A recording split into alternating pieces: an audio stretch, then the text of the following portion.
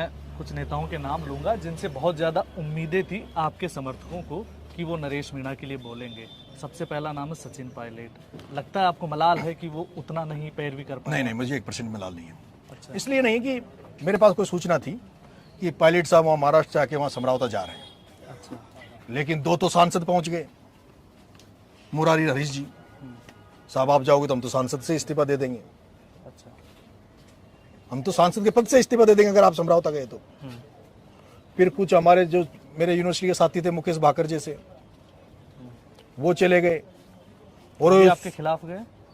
हाँ, इन्होंने भेजा ही मुरारी वगैरह ने कि हम कहेंगे तो साहब ये सोचेंगे भाई ये तो उसके दुश्मन है।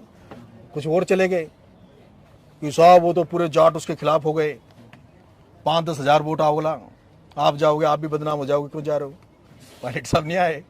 यार जब सांसद ही इस्तीफा दे दे, उन पर वैसे ही टेक लगाया जाता है कि भाई नरेश मीणा को तो खड़ा ही पायलट साहब करते हैं, लगाया गया था तो उनको लगा। और उनकी देखो एक राष्ट्रीय नेता है, मैं उनको बिल्कुल भी 1% भी नहीं मानता। सचिन पायलट राजेश पायलट के बेटे हैं। जो मैं लड़ाई जो हाड़ौती में लड़ रहा हूं, इनके जो फादर राजेश जी पायलट साहब जब दौसा से चुनाव लड़े, उन्हीं की देन है कि आज ये पूर्वी राजस्थान आजाद है राजनीतिक तौर पर। जिनकी संख्या है वो वहां एमएलए एमपी है, ये स्वर्गीय राजेश जी पायलट साहब की देन है। मुझे